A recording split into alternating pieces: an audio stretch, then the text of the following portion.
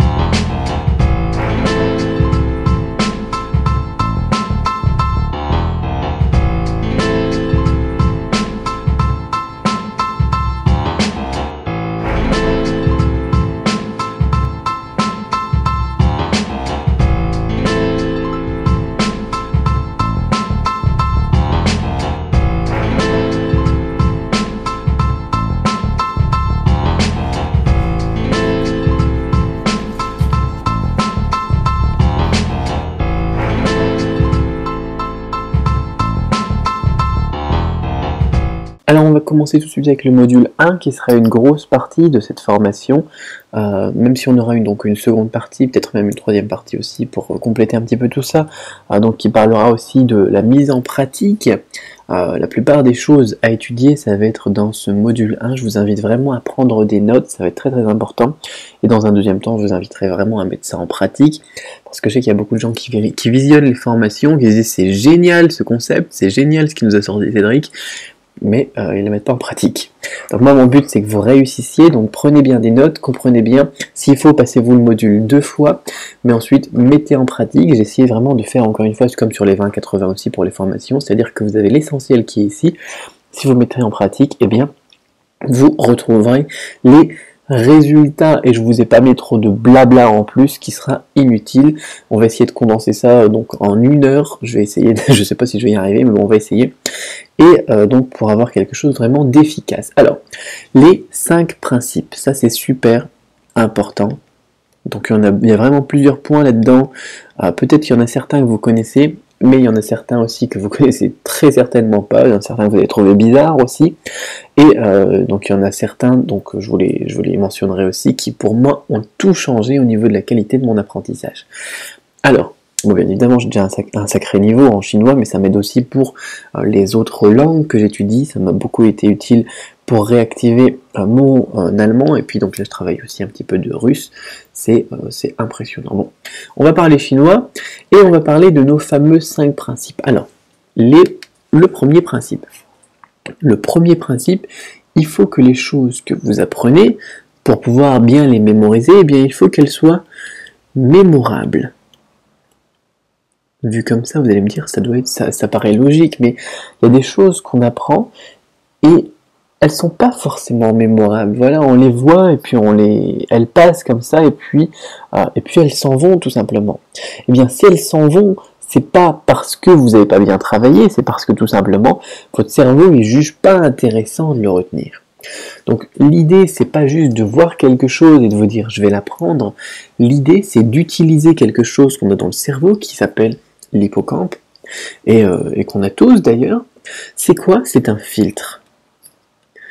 Vous avez un filtre dans votre cerveau qui va vous dire, tiens, cette info-là, je vais l'oublier, cette personne que j'ai croisée dans la rue aujourd'hui, je vais l'oublier, et cette info-là, par contre, je vais la retenir. Donc, il va tout simplement juger du taux d'oubliabilité, je ne sais pas si on peut dire ça, des choses qui vous arrivent au quotidien.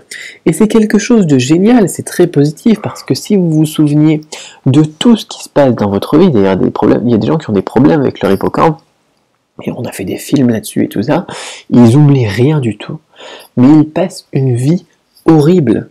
Donc ça vous permet voilà, de pas devenir fou, vous n'allez pas devenir fou, parce que grâce à ce filtre, eh bien, il y a des choses qui sont complètement inutiles que vous allez oublier. Voilà.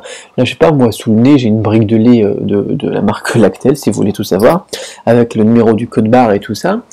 Si j'avais un problème de filtre, voilà, le numéro du code barre, eh bien, il resterait dans ma tête, mais ça sert à rien du tout. Tandis que, on a aussi des choses qu'il faut que l'on retienne.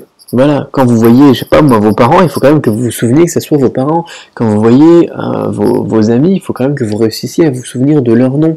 Donc c'est très positif, ça vous permet de ne pas devenir fou, et tout de même de retenir eh bien, ce qui est utile.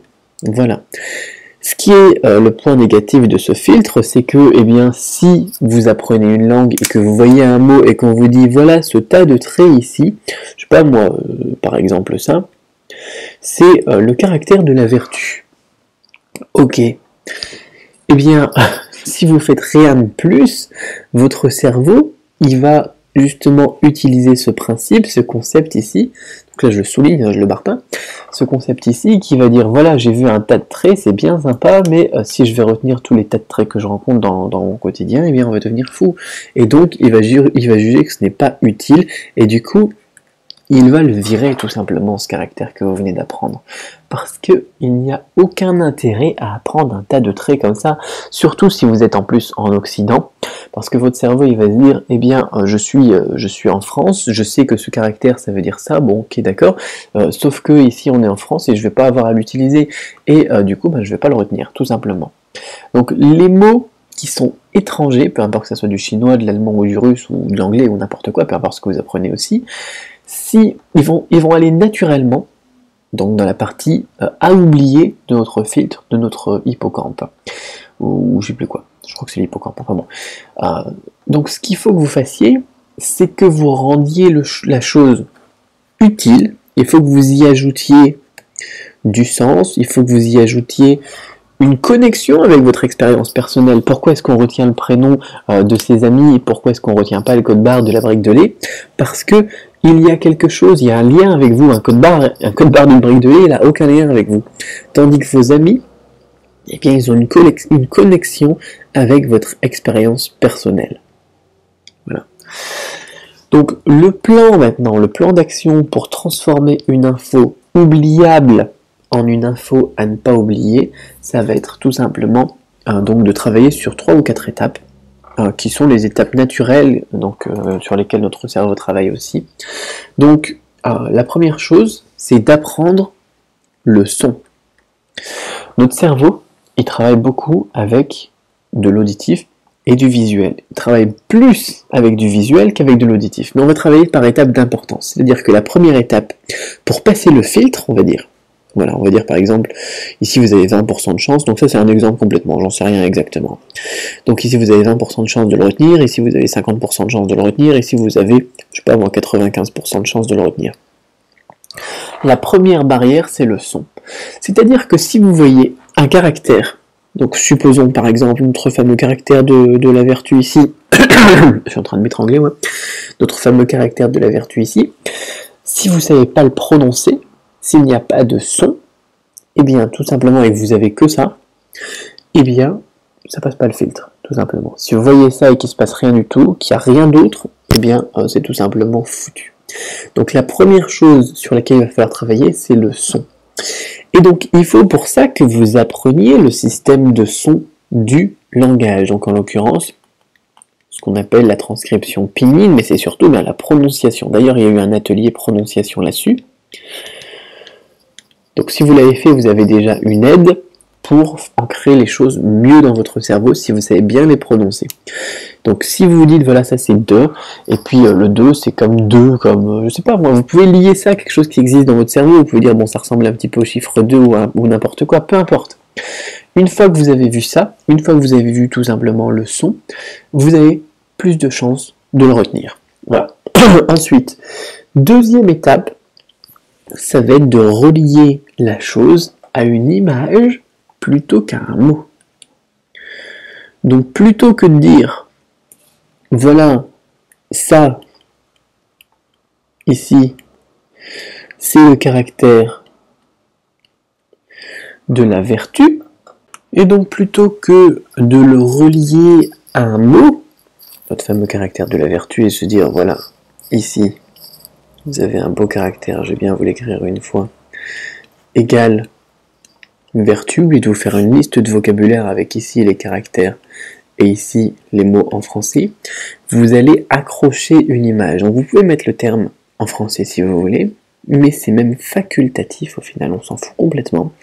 Parce que si vous arrivez à accrocher ça à une image, ça peut très bien être le drapeau de l'Allemagne, ça peut très bien être la représentation d'une personne que vous jugez vertueuse, et ça va être beaucoup plus utile pour retenir. Ça a été pour moi une des grosses différences pour mon apprentissage. Alors, on parlera des exemples tout à l'heure.